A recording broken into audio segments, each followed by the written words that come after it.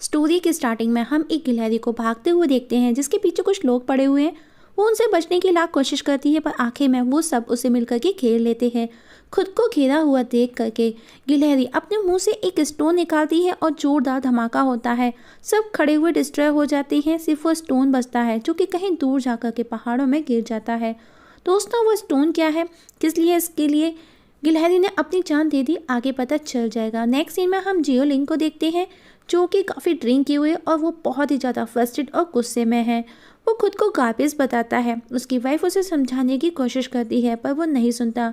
तभी उसका बेटा लिन डोंग आकर के बोलता है नहीं ऐसा नहीं है, और लिन लैंग लियान का नाम लेता है। उसका नाम सुनकर के उसके फादर को और ज़्यादा गुस्सा आ जाता है और वो अपने बेटे लिन डोंग को वहाँ से भगा देता है। लिन डोंग रोता हुआ बाहर जा रहा था और कहता है कि मेरे फादर ऐसे नहीं हो सकते, वो बहुत स्ट्रांग थे। और उसे सब कुछ याद आता है कि किस तरह उसके फादर को संप्रदाय से निकाल दिया गया। इस सब से लिन बहुत दुखी होता है और कुछ समय बाद हम देखते हैं लिन को दिखाया जाता है जो कि बड़ा हो चुका है और उसके दोस्त उसके फादर के नाम से उसे गार्बेज कह कर के चुड़ाते हैं, पहाड़ से उठा कर के नीचे फेंक देते हैं। और जब वो नीचे आकर के एक चट्टान पर गिरता है तो उसे बहुत चोटें आती हैं और उसका ब्लड बहने लगता है और वो स्टोन बचा कर के गिरता है और वो चट्टान से रोशनी निकलती है और वो चकनाचूर हो जाती है। लिन डोंग उसमें समाने लगता है और तभी उसे सपना आता है कि किस तरह लिन लॉन्ग टियान ने किस तरह उसके फादर को कमज़ोर बना दिया, उनको संप्रदाय से बाहर निकाल दिया। और अब उस स्टोन से तेज रोशनी निकलती है और लिन डोंग को भी होश आ जाता है। उसे पता ही नहीं होता कि वो कहाँ है और वो नोटिस करता है कि उसे कोई चोट भी नहीं है और देखता है कि उसके हाथ में से रोशनी निकल रही थी। अब अकेले में बैठा वो उसी को देख सोचता है कि ये मेरे हाथ में कैसे घुस गई। तभी वहाँ पर उसकी सिस्टर किन टेन आ जाती है जो कि उसकी छोटी बहन है। वो उसे पूछता है कि तुम यहाँ पर क्यों आई हो, जिस पर टेन बताती है मैंने सुना है लिन शैन ने तुमको वापस से परेशान किया। वो बहुत स्ट्रांग है इसीलिए हमेशा लोगों को परेशान करता रहता है। अगर फादर ने तुमको सब सिखाया होता तो तुम भी उसे हिट कर सकते थे। जिस पर उसका भाई कहता है नहीं देखो मैं एकदम ठीक हूँ, मुझे कोई चोट भी नहीं लगी। और उसकी बहन उसे टच करके देखती है और अपने भाई को सही सलामत देख करके वो खुश हो जाती है। टेन बताती है कि अंकल लिन मैक के दोनों बच्चे बहुत शैतान हैं, जिस पर लिन शैन जंगली है और लिन हंग ब्लैकमेलर सारा दिन बस यही सोचते रहते हैं कि लोगों को परेशान कैसे किया जाए।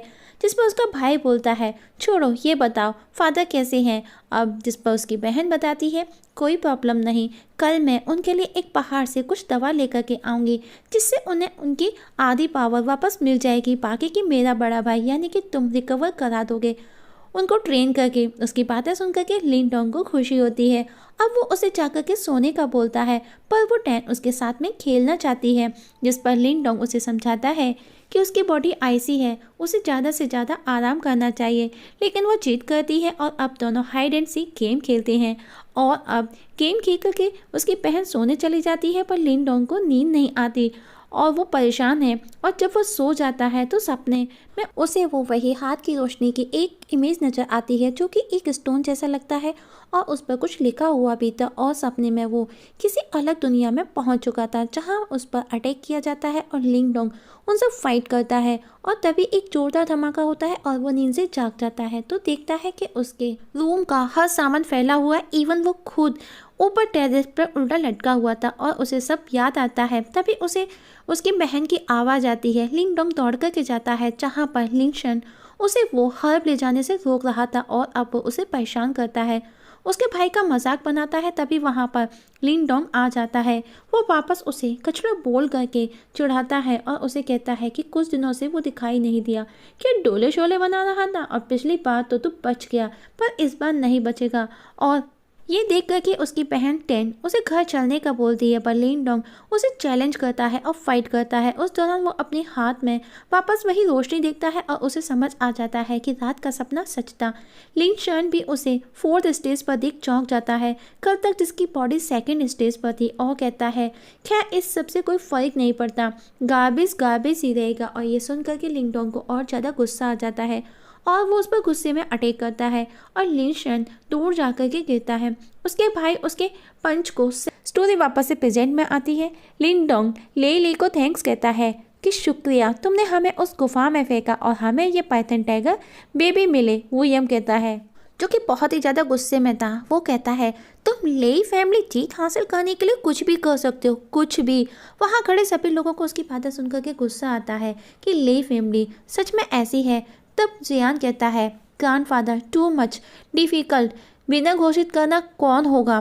तब बाओ कहता है जो कि सिर्फ एक कंपटीशन है, और वो फाइट करने का बोलता है दोबारा से, और कहता है कि हम तय करेंगे कि कौन विनर है, और जो भी विनर होगा वो इन पाइथन बेबीज को ले लेगा।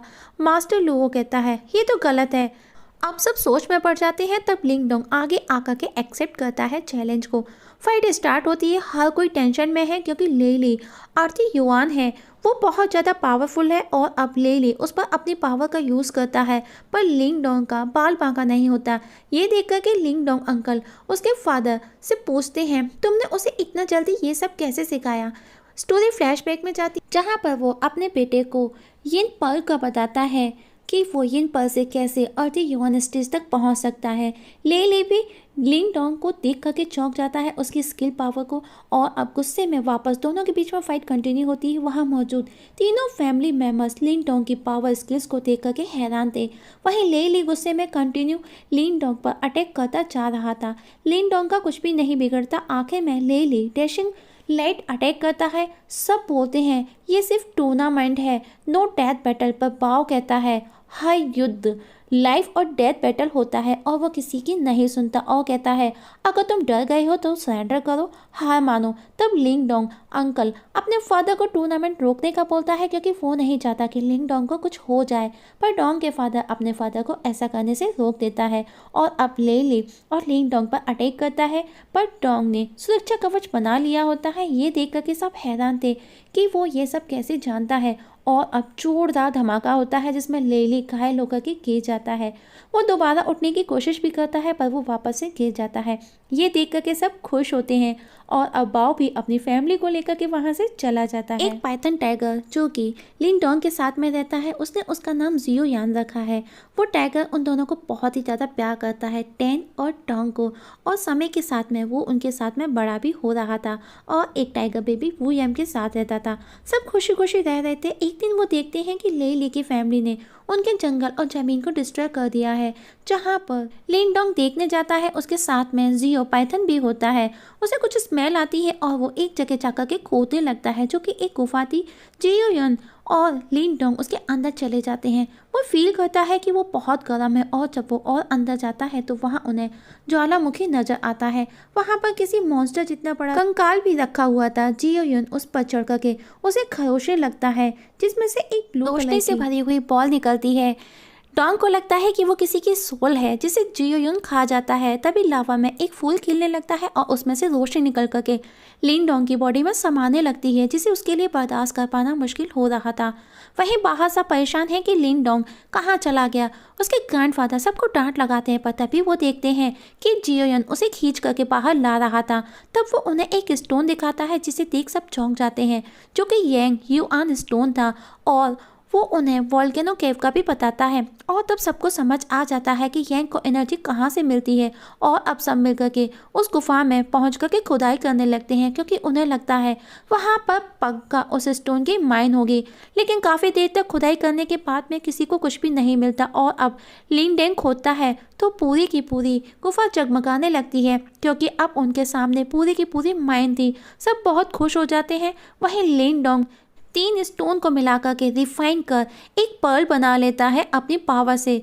वहीं उसकी सिस्टर जियो युन के साथ में होती है। वो उसे दवा खिलाती है, पर जियो नहीं खाता, जिस पर उसकी सिस्टर कहती है तुम्हारे शरीर के साथ साथ में तुम्हारा दिमाग क्यों नहीं बढ़ रहा।